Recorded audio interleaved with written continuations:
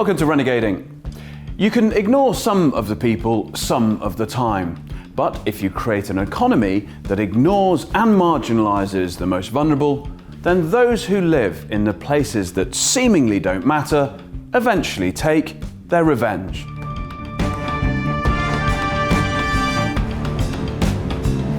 The title is emotive, Revenge of the Places That Don't Matter. Just explain why you came up with that and unpack it for us, if you would.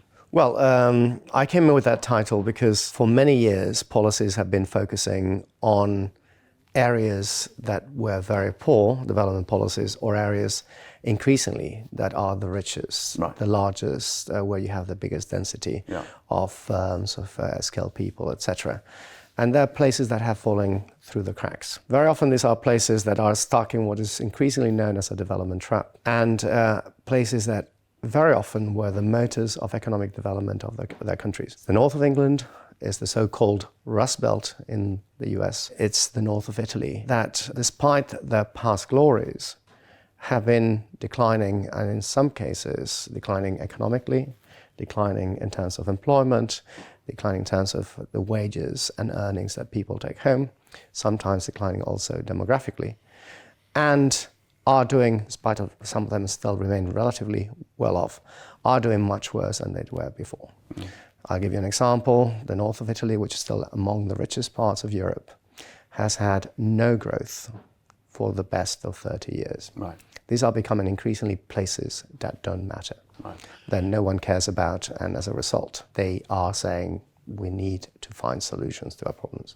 And politicians, policymakers, and others turn up and they say, don't worry, basically, jam tomorrow. We can turn this around. Eventually it'll get better. Mm. Are we now seeing that actually people are realising that this is structural and there won't be jam tomorrow, and actually there isn't any end in sight and they can't cope with this any longer?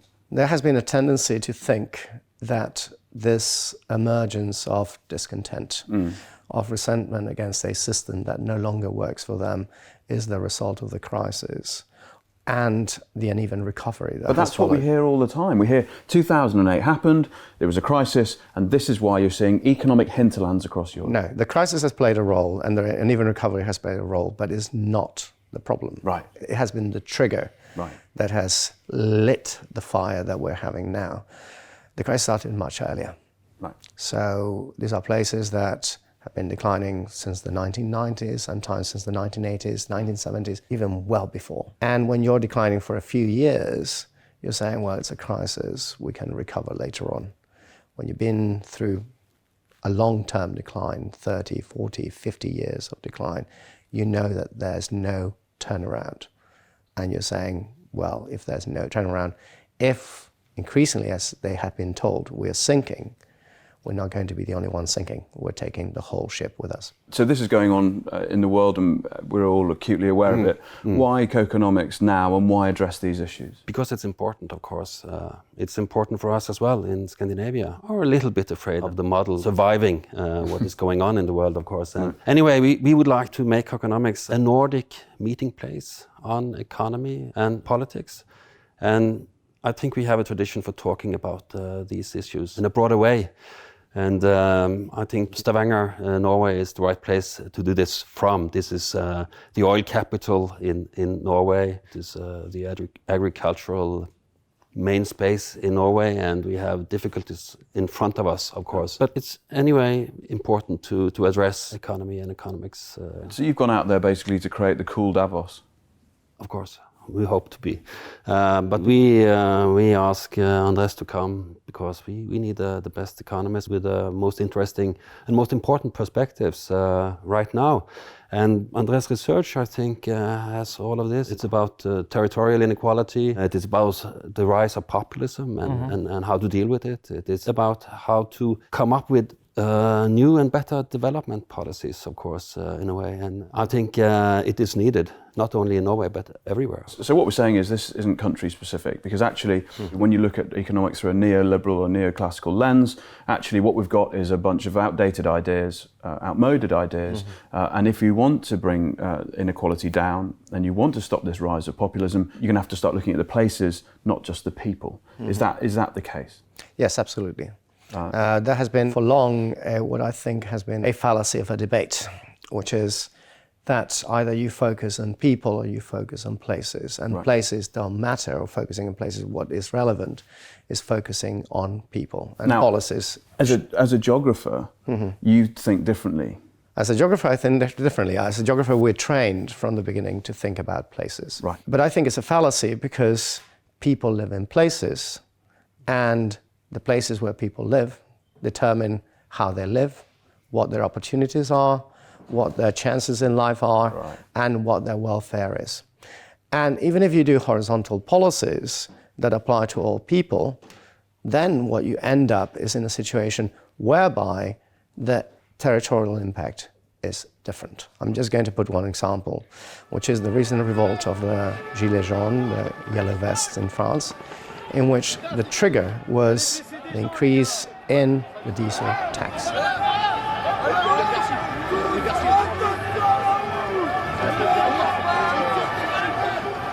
And of course, this is for the common good. It applies to all, and is the idea that we need to reduce emissions, and diesel cars are polluting. And in and of itself, a good idea. In and of itself, a perfect idea. But when rubber meets road, yes, what happens? Well, the impact is territorially different. There's a decision that comes by decision makers in Paris that very often is the wealthiest part of France, where growth has accumulated, where they have a world-class transport system, where many people don't have diesel cars or have been able to ditch their diesel cars because it's a big city and they have this world, they cannot use their cars, so they have a good transport, and they're building the largest new metro. It's the largest building scheme at the moment in Europe. So they're not going to suffer the consequences, they're not going to bear the costs.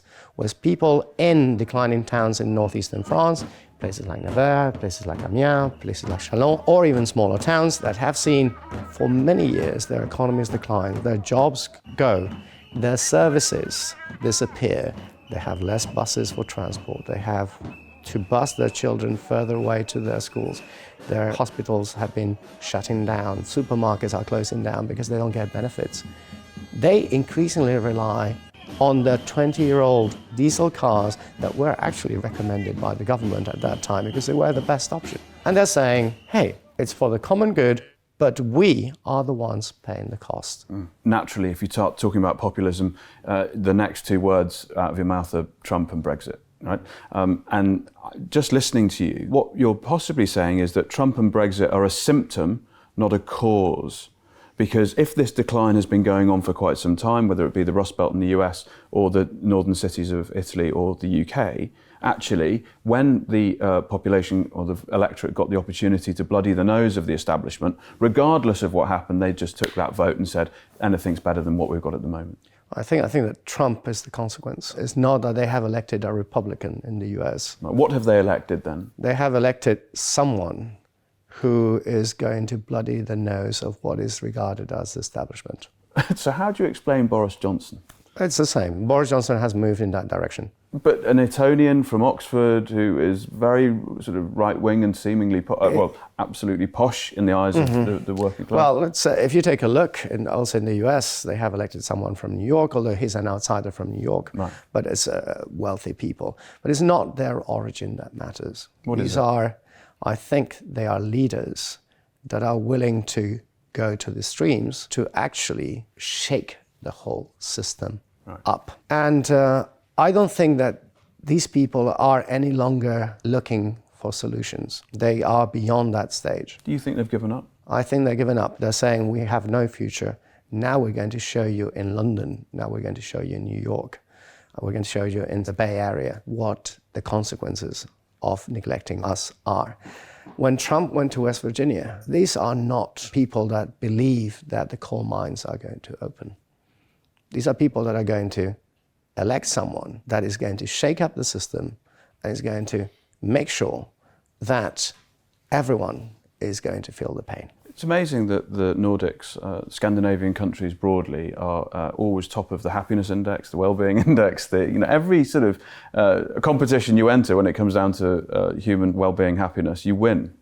But you're still wanting to address this and get these ideas into the wider discourse. Yeah, the political map has been altered and has been changing and is changing. Look at Europe, but things are happening even in the Nordic countries, I think. We are quite scared as well what is going on. But still, the social democratic parties and the leading right parties are quite big. But there is a lot of populism to the right in Sweden, for instance. And I think we should address it because the Nordic model is, of course, worthy of exporting in a way and to keep it the way it has been working. Because, there is a comedian, in fact, in Norway now, doing a program informing the people about why the Nordic model is so great. And it's not the money from the oil. What is it about? It is about the organization of politics, the institutions we have that makes inequality less important in our country, and the trust that these institutions build between us that leaves us trusting each other, trusting the government, trusting the politics and the politicians. One of the big casualties, whether it's the crisis or since the 80s, has been trust capital. And you can look at that through the lens of media, politics, economics. Trust has been smashed to pieces. How do you begin, and I know with the festival that what you're doing is encouraging this discourse, but how do you begin to try and put trust back into public life? For us, it is about inviting the right people to talk about these issues. Last year, we gave a prize to maybe the most famous Norwegian economist, Kalle Moene, who has been working on this in the Nordic countries and even in the world. And what he calls the revenge and the rebellions, in fact, is a kind of collective bargaining going on in places where the social organization is not where it should be, where the trust is not there. This, I think, he stole from Eric Hobsbawm, the English historian. It is about, for us, to bring the debates and the talking into the public sphere and to have the right persons come into the festival. That is economists, that is politicians and policymakers, and it is the public, of course, it's the people.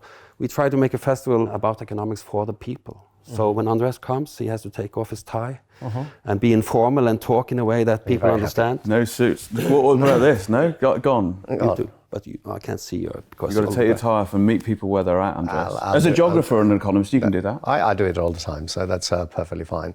But if I may intervene on what Jan Inge said, for many years, for many decades, in many parts of Europe, especially in Scandinavian countries, the Nordic countries, I include Finland, there was a clear idea of where consensus of where society wanted to be and wanted to go. The problem with the current situation is that that consensus has been broken. That you have increasingly forces that are saying it doesn't serve us on, and these are driving. So we don't know as a point of inflection. You're saying what can be done? Trust has been broken. What can be done? And that's where we are struggling to find solutions, or we don't want to find solutions. But there are two things or two areas where we can intervene. The first one is trying to re-give voice to people living in places that have been silenced for a long, long time. Yes. The second one is go beyond compensatory policies for these places. What we have done in many parts of Europe has been transfers, welfare, public employment, but public employment that is very often devoid of any content. It's just to compensate long-term decline. What we need to do is real investment.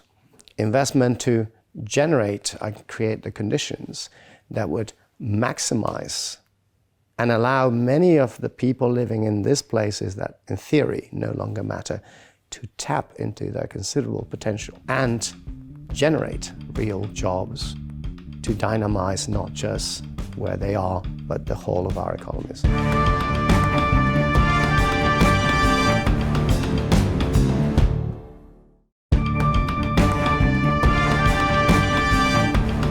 In that first half, we fleshed out all the problems and the foresight that you have at Coconomics to platform people who are really thinking about place and then people and how you solve these social problems. Just a bit of historical context. We see populism, the wave, absolutely smash across Europe at the moment, and the US. From a historical context point of view, when did you start thinking about this? I mean, because, for instance, from my point of view, I grew up in Liverpool through the 80s and I saw what was happening when Thatcher basically decimated the place. Is this a personal story for you? Have you witnessed this firsthand, or is this something that's piqued your interest? No, it's not. It's not a personal story. I come from Madrid, which is a relatively wealthy place. Right. And but it's through my interest on long-term economic decline. Right. and seeing how ravaged places very often ravage because of deindustrialization, loss of jobs, lack of capacity to compete in a more globalized and integrated world, were suffering, and how many of these people were stuck in places where the opportunities were diminishing. So that was the whole reason. And I became interested in this since I started becoming a researcher. But of course, there has to be a trigger. And the trigger was the Brexit vote, saying, why has this happened? But this is not a new phenomenon. It's something that if you're Argentinian, you'll say, well, we've been at this since the 1930s. Yeah, and it wasn't Brexit, it's actually been structural. It's been structural, and that can become structural everywhere. If your Thai is since the mid-1990s. But if in Europe it was happening under our noses in Poland, it was happening in Hungary since the early 2000s, and we didn't notice. Right. It took the Brexit vote for everyone to wake up and say, this is going to change the whole playing field. And was that the genesis of the geography of the discontent that you wrote? And is that when you started thinking? As I started thinking, really, because I was looking at the reasons for long-term decline, but I never made the link to the politics. I was saying, what sort of policies do we need to solve these problems? But when this happened and it becomes politics, everyone notices. Because most of the research that I was doing was being unnoticed, both within most social sciences, especially in economics, was being, to a large extent, ignored by decision makers. Once they realize that their job is at risk, once they realize that the whole system might be collapsing, once they realize that the consensus that society had generated for a long time is breaking, they start to pay attention, and they pay big attention.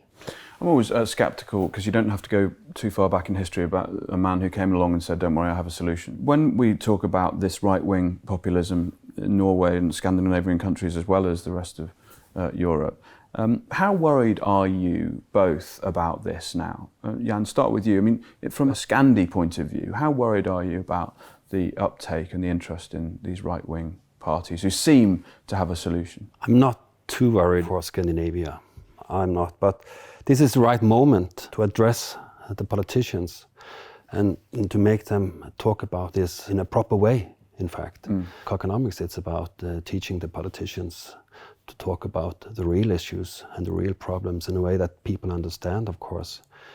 And to, as with Andres, address the driving forces and give perspective to what is the driving forces. And I think Andres is onto something here with this territorial approach to inequality, and that is maybe the main driver to the problem. These are issues that are changing our society, and they might have significant consequences on the lives of individuals. So the idea has to get out, and it has to get out to all. Because you're saying, am I worried about the changes? I'm really worried. Right. And is that because, you know, when you talk about this logically, if you look a little bit further down the road, fascism isn't too far away, or is that overstating this? Well, no, I don't think it's overstating. I think I'm worried about right-wing populism and left-wing populism. I'm worried about all types of populism. Because you were saying before, these are people that seem to have a solution, but they are false prophets. The solutions are probably worse and would render the situation worse than where we are at. In the end, they end up, and they're finding scapegoats. Populism has got a holy trinity of scapegoats. Right, not least immigrants. Yes. No, first one is the elite. Right. And who is the elite? Well, the elite is everyone who's not us. So all of you are the elite. All of you listening are the elite. If I am the people. Right. So you're pitching a group against the other. Right. And that's pitchfork economics. Yes. Then you scapegoat second group, migrants, as you said. And that creates problems in societies that have become much more multi-ethnic. Because migrants are not just Polish migrants, it's anyone who is different. Yes, and another. Another, that's it, you're absolutely right. And the third one is some external foe, which could be the European Union, but it could be someone else. Normally the Russians. Anyone. But the danger is that when you read the populist manifestos of Lega, they're saying the problem is that, for example, we adopted the euro, and the euro is a German invention for the benefit of the Germans. Right. And Alternative für Deutschland in Germany is saying The problem is that we put the euro and now we have to subsidize. Because they're not the Italians, productive enough. Because they're not productive. So you're creating conflict. Yes. And when you're creating internal conflict between the people and the elites, the true Britons or the true French, and any other that is not like us, and with the people that are neighbors and we have lived in peace for 70 years, then you're generating problems which I don't think I'm exaggerating, might push us back to the 1930s. Right. So when we talk about the extremists on the left and the extremists on the right, we can't ignore the centrists, because apparently the centrists were going to deliver this wonderful democracy, fantastic economic system. Turns out what the centrists have been doing is using the neoliberal, the neoclassical economic handbook. And you can't let them away with this because they've failed too. Yeah. Is neoclassical economics and neoliberalism now, is that a relic, and do we really need to rethink the whole thing? Or can you tinker at the edges technocratically and try and sort of move this in the right direction? Well, the way the economy has gone has led to concentrations of wealth and the benefits of globalization, internationalization, greater trade on a limited number of people and a limited number of places. Yeah. And that is generating a massive amount of discontent.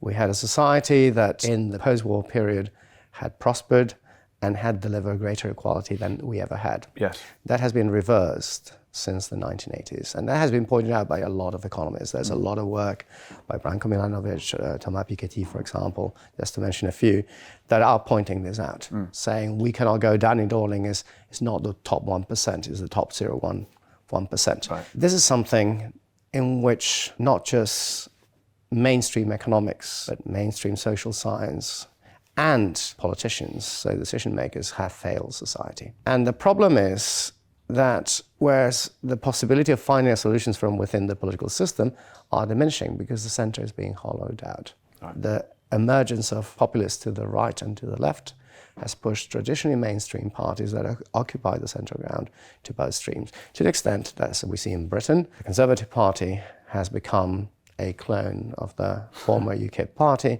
whereas what we've seen the shift under Jeremy Corbyn of the Labour Party to what are stream or relatively stream left-wing positions. Famously, W.B. Yeats said the centre cannot hold. In the same poem, he talks about the fact that the best lack all conviction, whilst the worst are full of passionate intensity. If we look at cross politics now, the worst really are full of passionate intensity, not least because, the centrists have been dining out on the economic playbook that just hasn't been able to serve the electorate. Seems to me with co-economics, what you're doing is you're not just putting economists there, you're bashing all sorts of different disciplines together, literature right through, philosophy over economics, geography. Is that very deliberate? That is very deliberate. But I think we have been talking about inequality here and the rise of populism. And at the same time, a lot of other things are happening. The media revolution, it's a big thing. We have to look into it. The climate issues, what we have been doing to nature. All these are happening at the same time, and they indicate that we have to bring in many voices. And our festival, of course, it's core economy, core economists coming, but politicians, policymakers, philosophers, psychologists, anthropologists, scientists and professionals from all over the place, in fact, to bring a kind of talk about the main issues in a broad sense, in a good way, that is good enough. The centrists have failed, let me venture this to you, because they've been so narrowly defined. And they've had a silo mentality where an economist has looked at a tiny bit of the economy and someone else has looked at another tiny bit, and there's been no overarching. What type of society do we want to live in? Is that a fair criticism? I think it's relatively fair. I think the centrists have failed mainly because they have failed to deliver on the social contract, the social consensus that had been generated in most developed countries in the post-war period, when everyone was gaining, so the center ground held. Once you start seeing that the benefits are accumulating in just a more limited amount of people living in very limited places, mainly the big cities, then what you find is that that consensus is broken, that trust in the system is broken, and unless the center manages to redefine itself in a better way than it has been doing, we're going to see a period of streams that is probably hopefully not going to become structural. What's the one thing the centrists can begin to do today that begins to address this? Is it a mea culpa? Is the first thing to say, actually, we've got to admit we've got a problem here? Because it seems to me, a lot of politicians, a lot of the political class are just carrying on regardless. Well, they're carrying on regardless, although they're now paying attention for the first time. Why? Because options that were marginal not that long ago, we would never have imagined a Jean-Marie Le Pen president of France. Right. Now, Marine Le Pen or Marion Maréchal Le Pen president of France is a distinct possibility. So that's why they're listening. But I think there are two areas where there should be intervention. I don't think that doing a mea culpa is the way forward. Okay. The main is trying to find solutions. And the first one is go back and listen. Because we haven't, just so I say we in academia, but very often also decision makers haven't listened to the daily problems and serious problems that many people living in many parts of our countries are suffering. So there's a need to reestablish dialogue. And that's the first step to reestablish trust. What's the second step? Second step is focus investment. And focus investment in different ways, in places that have different problems. You cannot do just a blanket horizontal policy for the whole of the UK, because the problems that we see in London or we see in the southeast are significantly different from those being faced in the north of England or those being faced in the Shires, for example. So not one size fits all. It's absolutely true. And get together and start talking about things from all different backgrounds. Yes. I think you've both got it nailed. You've got a cracking festival on your hands. When is it? 21st to 24th of October this year. Andreas, you're going to be up there. Yes. People can come and ask you a million questions. Absolutely. And you've got Look forward to it. You've got lots of solutions. And the virus is gone then. And we're corona free. We hope. Gentlemen, thank you both very much for your time. Thank you very much.